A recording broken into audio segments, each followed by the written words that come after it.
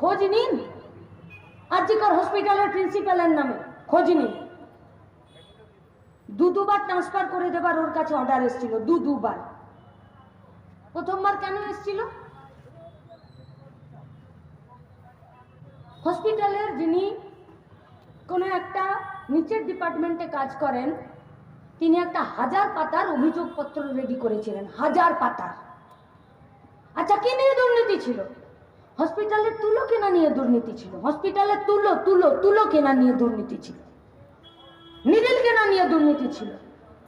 यहाँ तक तो ठीक था।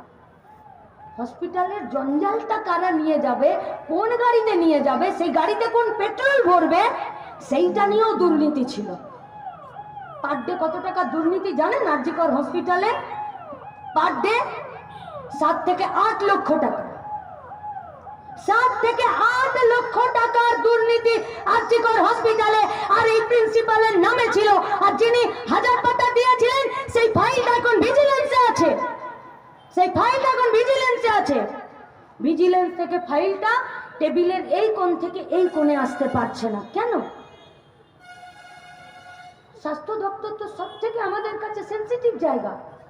আমার ট্রিটমেন্ট, আমার সুরক্ষা, আমার হেলথ, আমার ডাক্তার, আমার নার্স।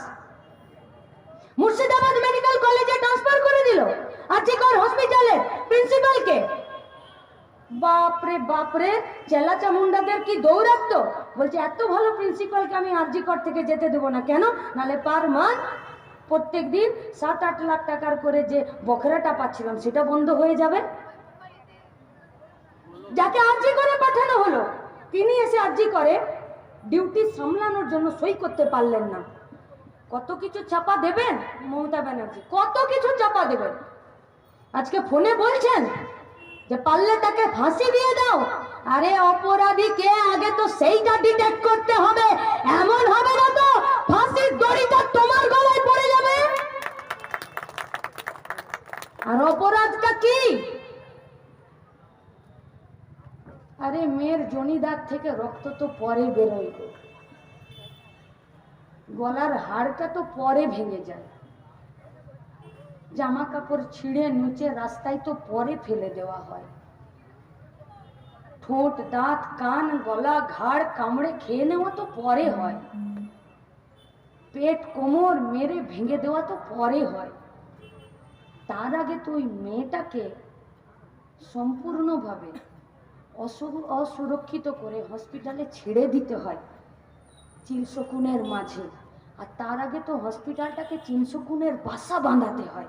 আর তার আগে তো হসপিটালকে চিনশকুনের যদি বাসা বাঁধাতে হয় তাহলে ভালো ভদ্র লোকগুলোকে আগে হসপিটাল থেকে তাড়তে হয়। দিদিরকে তাড়া শুরু করেছিল সেদিন তৃণমূলের ঝান্ডাটা মমতা ব্যানার্জির হাতে ছিল, তাই প্রথম অপরাধ মমতা ব্যানার্জি, প্রথম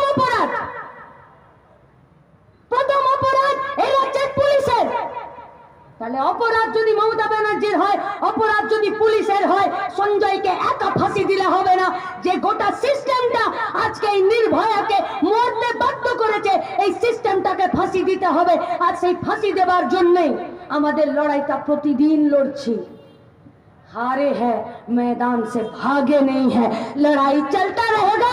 और इस लड़ाई में आप सबको भी शामिल होना पड़ेगा, कारण এই লড়াইটা শুধু